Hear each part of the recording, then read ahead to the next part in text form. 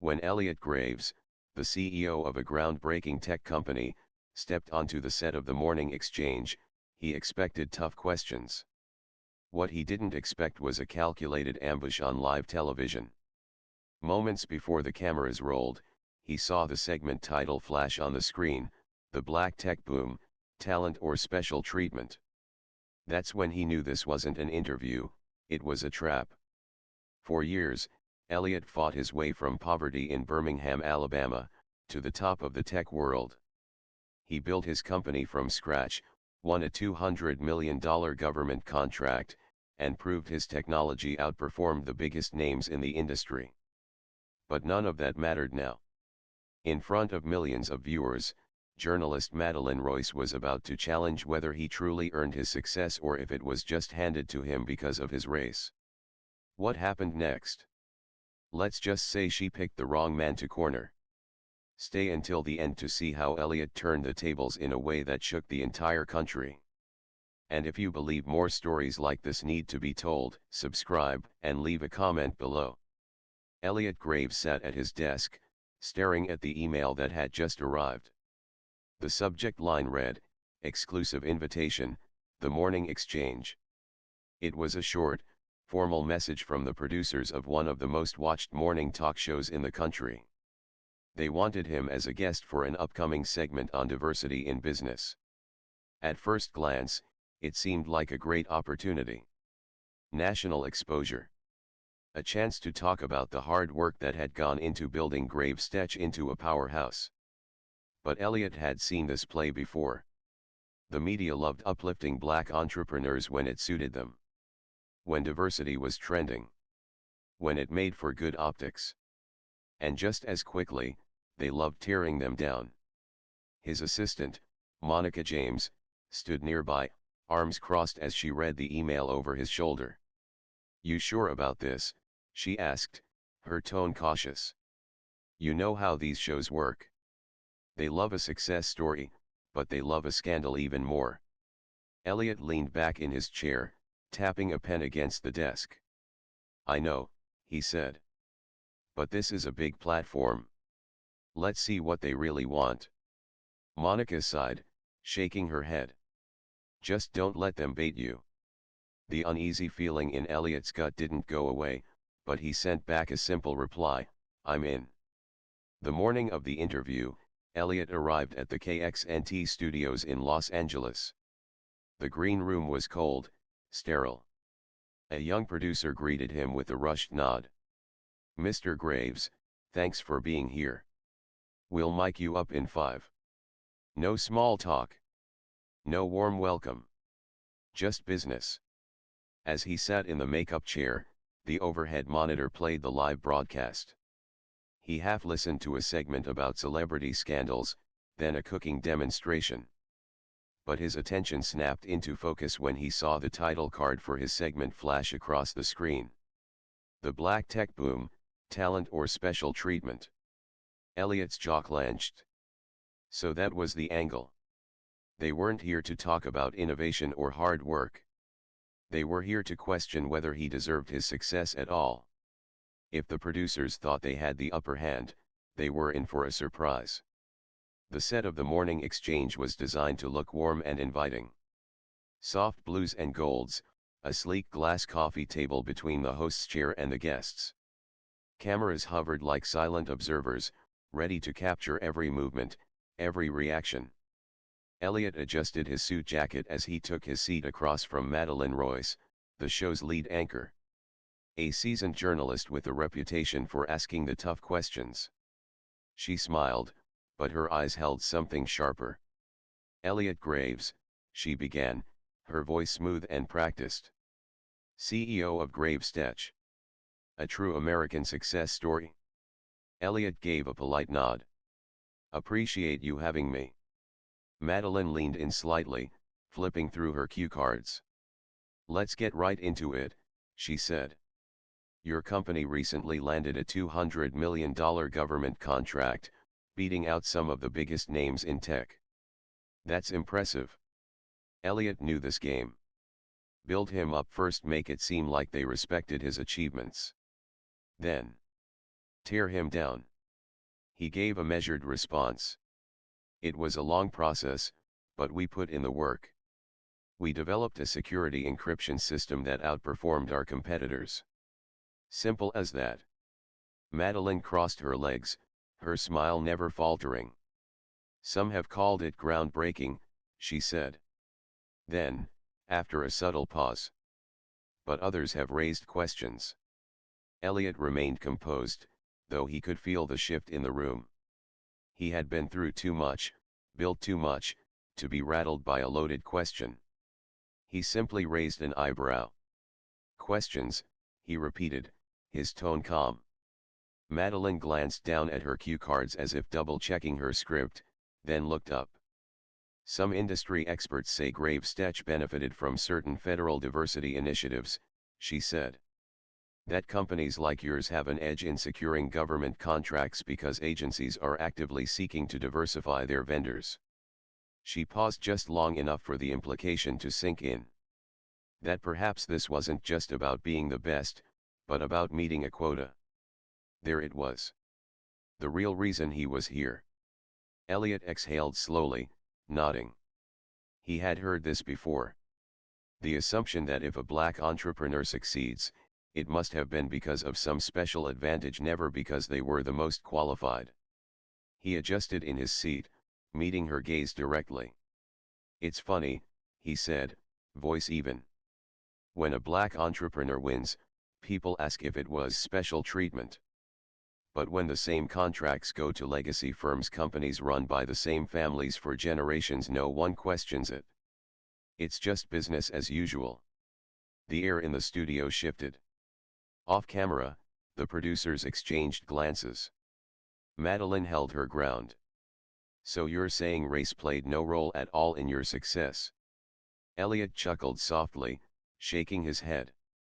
Let me ask you something, he said. When SpaceX won its NASA contracts, did anyone ask if Elon Musk was chosen for diversity reasons? When Jeff Bezos secured government deals for Blue Origin, did anyone suggest it was because of his background? He let the question hang in the air before adding, or do we only ask that when the CEO looks like me? For the first time, Madeline hesitated. It was slight, a flicker in her expression, a momentary pause, but Elliot caught it. Still, she pressed on. You have to acknowledge that programs designed to help minority-owned businesses do exist, she said, tilting her head slightly. That these initiatives are meant to level the playing field. Elliot leaned forward just slightly, resting his elbows on his knees. They help, he agreed. But what most people don't realize is that the playing field was never level to begin with. Madeline didn't blink. Instead, she glanced down at her cue cards again, flipping to the next page. She was moving to another angle now, preparing for the next strike. Well, Elliot, she said, her smile sharpening, let's talk about that playing field. She shifted in her chair, adopting a more inquisitive tone. You grew up in Birmingham, Alabama. Single mother. Public school. No Ivy League degree. No deep family connections in the industry. And yet, you're here securing contracts that billion-dollar corporations couldn't land. She let the words settle before delivering the real question. How does someone with your background break into an industry dominated by wealth and legacy? Did someone pull strings for you? Elliot tilted his head slightly, as if considering the question. But inside, he knew exactly what was happening. This wasn't curiosity. It was an attempt to frame his success as an anomaly, as something unnatural. He let out a slow breath. It's called work, Madeline, he said, voice steady. Some of us don't have generational wealth or country club networks to fall back on. So we build from the ground up. Madeline gave a small nod, as if she were hearing him. But Elliot knew better. She wasn't listening. She was waiting for her next move. And he had a feeling she wasn't done yet. Madeline's expression remained poised, but Elliot could see the shift the moment she decided to push further. She adjusted the stack of cue cards in her hands, scanning them briefly before meeting his gaze again. But surely, she continued, you had help along the way. A mentor, a program, something that gave you an extra push. Elliot exhaled quietly, shaking his head. Yeah, he said, his tone laced with something sharper now. Help came in the form of working 3 jobs while getting my engineering degree. Help came in the form of sleeping in my office while I built my first software prototype because I couldn't afford rent. That's the help I got. For the first time, Madeline's smile faltered just for a fraction of a second. The studio remained silent. Even the off-camera producers had stopped moving. Still, she pressed forward. And yet, she said, some would argue that black entrepreneurs today have more opportunities than ever before. That programs like affirmative action, minority business grants, and government incentives exist specifically to open doors that weren't open decades ago. Elliot leaned forward slightly, resting his elbows on his knees. He could feel the weight of the moment now, not just for him, but for every entrepreneur who had ever been questioned, doubted, or dismissed. You know what's funny, he said. When a black business owner succeeds, people always ask what programs helped us. But nobody asks which old money bank helped fund a white-owned startup. Nobody asks which family connections got them into Stanford or which golf buddy invested in their company. He let that sink in for a moment before continuing. The truth is, success isn't handed out in some lottery. People like me had to be twice as good just to get a seat at the table. A noticeable shift in the room. A quiet tension. The kind that only happens when people realize they're witnessing something real unfold. Madeline, however, didn't blink. Instead, she smiled the way a chess player smiles when they think they've just cornered their opponent. That's an interesting perspective, she said, voice smooth as glass. But let's address another factor, perception. She turned slightly toward the cameras, subtly reframing the discussion. Elliot, you present yourself as a self-made success, she said. But let's talk about the public perception of your story. Some say that black entrepreneurs get an unfair advantage when it comes to media attention. That the narrative of overcoming struggle is more marketable than the thousands of white business owners who work just as hard but don't get the same headlines. Elliot let out a quiet chuckle, shaking his head. Oh, so now we get too much attention, he asked. Madeline kept her polished smile, but a slight shift in her posture gave her away. She hadn't expected him to laugh. You're telling me that in a world where 90% of Fortune 500 CEOs are white men, where major tech funding still overwhelmingly goes to white-owned startups, the real issue is that people like me get too much press? Madeline tucked a loose strand of hair behind her ear. I'm just pointing out that in today's climate, some people feel there's pressure to highlight diversity over pure merit.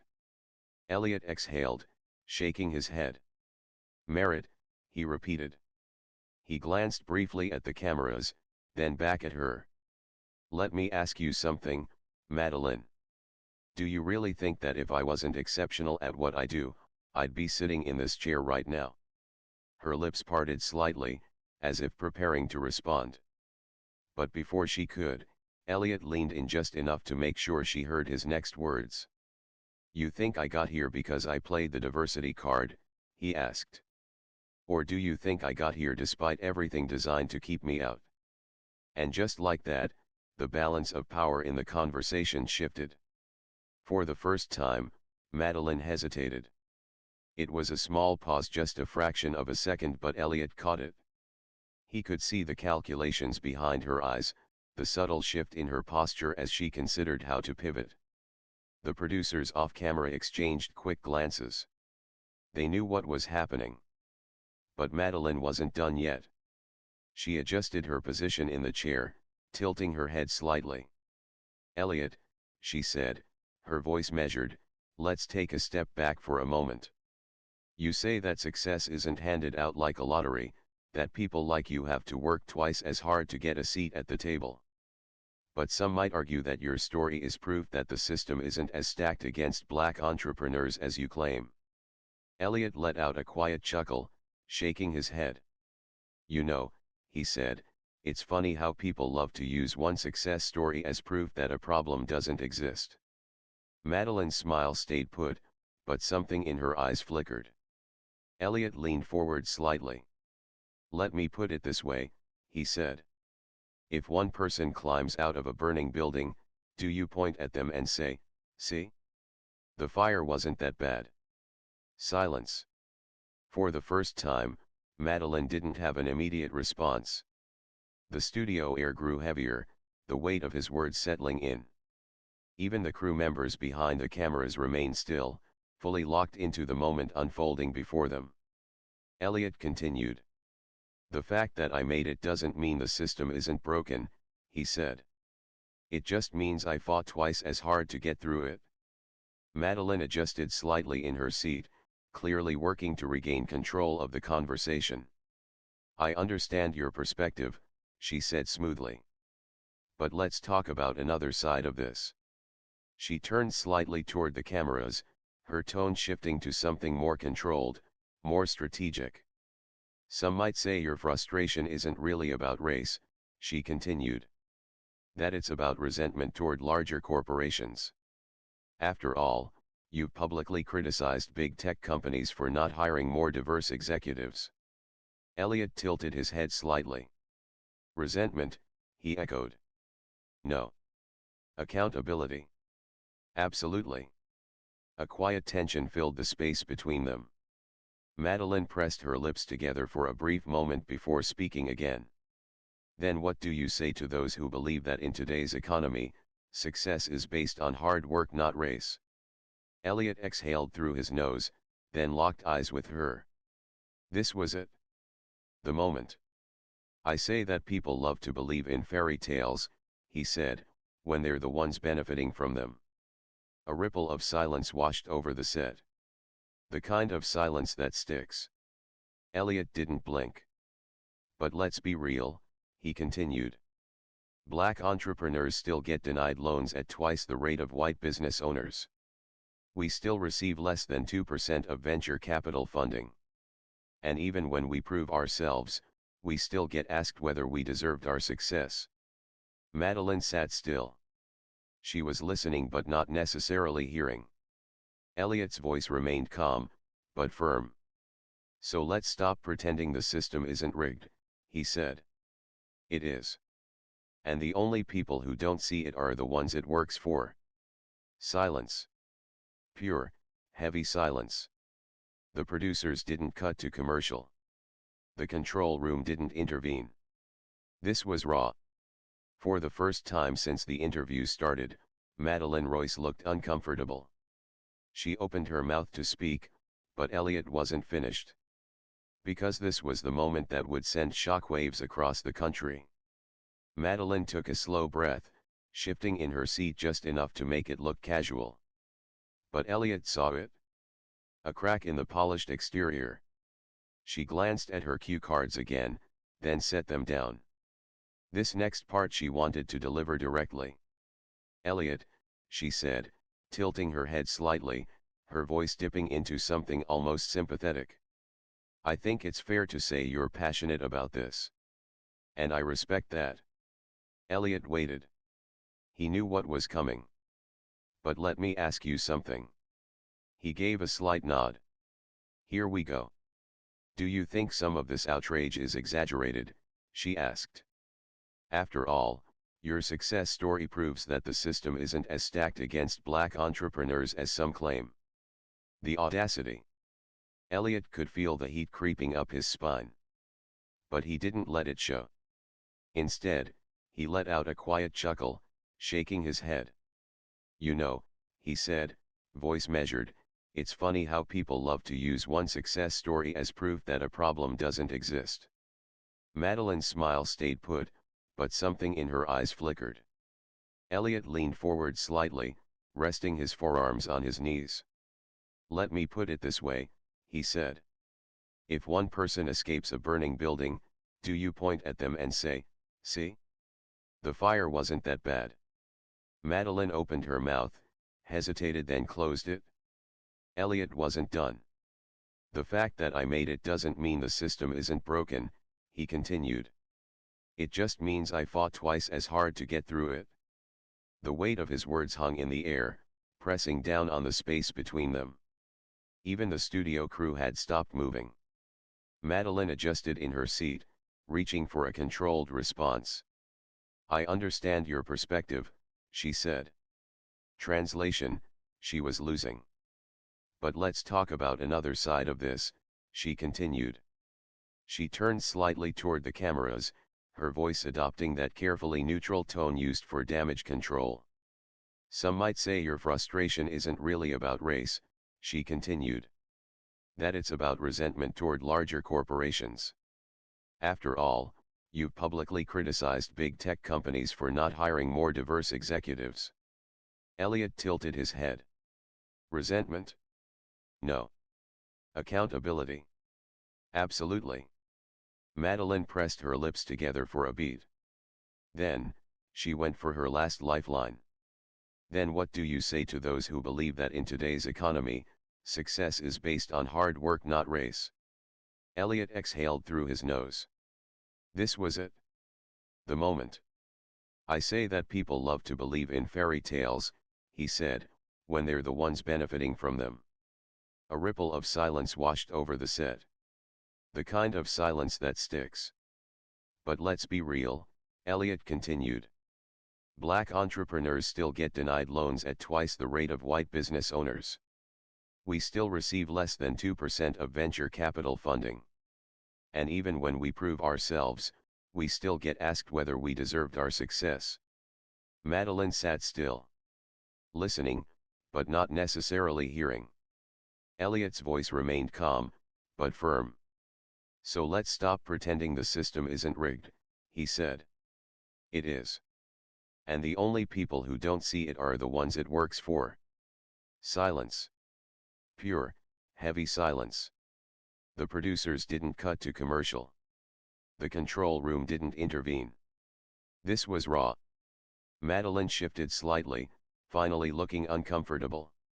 She opened her mouth to speak, but Elliot wasn't finished. Because this was the moment that would send shockwaves across the country. The silence in the studio was deafening.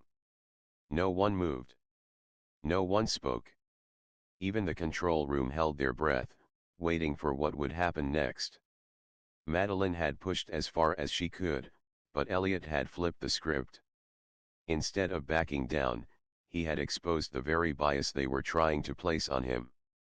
Then, the producer's voice crackled over the speakers. All right, we need to take a quick break. Madeline forced a polite smile. We'll be back with more after this. The cameras cut. Elliot leaned back in his chair, exhaling as a makeup assistant rushed in to powder Madeline's face. Across the set, a producer whispered something into her earpiece, likely trying to do damage control. But it was too late. The moment had already happened. A stagehand unclipped Elliot's mic as another crew member gestured for him to follow them off set. As he walked past the production monitors, he saw what was coming next. The damage was already done. Within an hour, the interview clips flooded social media. The hashtags started almost instantly. Hashtag Elliot Graves exposed the truth. Hashtag fairness or favoritism. Hashtag truth hurts. Supporters praised him for standing his ground. Elliot Graves just called out America's double standard on live TV. This was powerful. The way he turned the tables on Madeline Royce, legendary. When he said, if one person escapes a burning building, do you say the fire wasn't that bad? Chills. But not everyone saw it that way. Here we go again. Another successful guy pretending to be oppressed. Cry me a river. Work hard and stop complaining. This is why people don't like hiring activists. Cable news picked it up within the hour. Every major network had an angle. Fox News, is Elliot Graves the new face of corporate entitlement? CNN, Elliot Graves viral moment, A reckoning for America's meritocracy. Business Insider, what Elliot Graves' interview reveals about race and success in America. Meanwhile, Madeleine Royce was already in damage control mode. The next morning, she appeared on her show, giving a carefully rehearsed statement. "I respect Mr. Graves and his accomplishments," she said, her tone measured, "but I stand by my questions. My job as a journalist is to ask what the audience is thinking. If my questions were uncomfortable, that only proves how necessary they were." Translation: she wasn't backing down. Elliot sat in his office, watching the clip on his phone. Across from him, Monica scrolled through a flood of emails. "You know," she said, "we just got a wave of new investor inquiries. People want to work with us." Elliot smirked. "Let me guess. The same people who ignored us last year." Monica shrugged. "Guess being controversial is good for business." But it wasn't all positive. Some corporate partners suddenly started re-evaluating their commitments to Graves' Tech. Others pulled out entirely. And then came the threats. Emails. Phone calls. Even an unmarked package left outside Graves' Tech headquarters. Inside was a single sheet of paper with one word written in bold. "Enough." Monica frowned as she read the message. "You need security." Elliot rubbed his temple, letting out a slow breath. He knew this was coming. Anytime a black man spoke too boldly, too unapologetically, this was the cost. But backing down was never an option. And now, he had a decision to make. Would he let the backlash silence him? Or was this just the beginning of something bigger?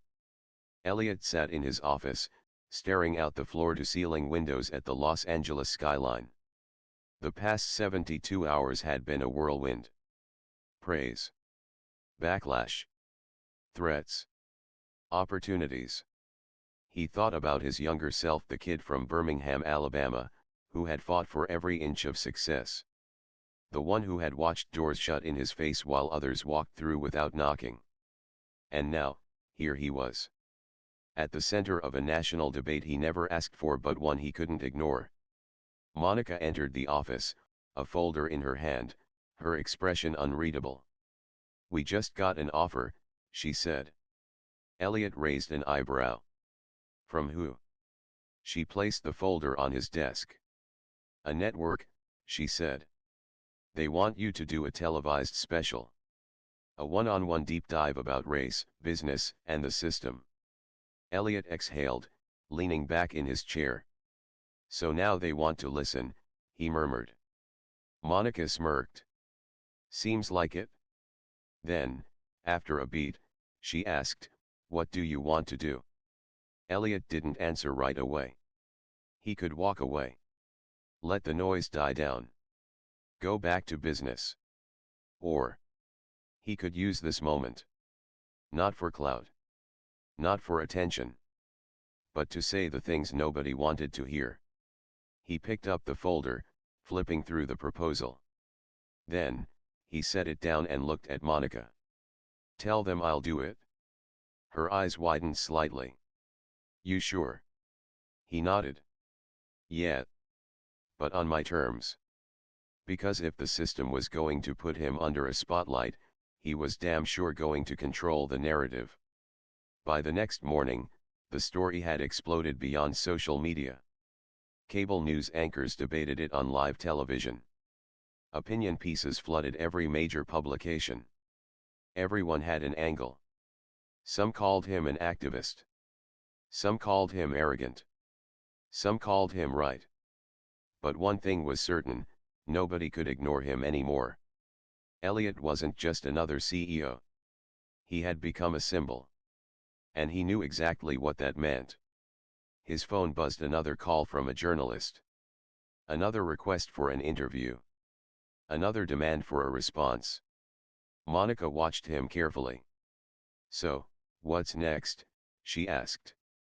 Elliot exhaled, glancing down at the network offer on his desk. Then, he looked up. "We rewrite the rules," he said. Because success didn't mean playing by a broken system's rules. It meant changing the game entirely. Elliot Graves' story is a powerful reminder that success isn't just about talent, it's about resilience in the face of doubt, perseverance when doors are slammed shut, and the courage to speak the truth even when it makes people uncomfortable. Too often, those who break barriers are met with skepticism instead of celebration. But moments like these force the world to confront an inconvenient reality: the playing field has never been level, and the ones who benefit most from the system are usually the ones who claim it's fair. So, here's the question: how do we challenge these unspoken rules? How do we change the narrative? If this story resonated with you, share your thoughts in the comments. Have you ever faced a moment where you had to prove yourself twice as hard? Let's talk about it. And if you believe more stories like this need to be told, hit that subscribe button and join the conversation.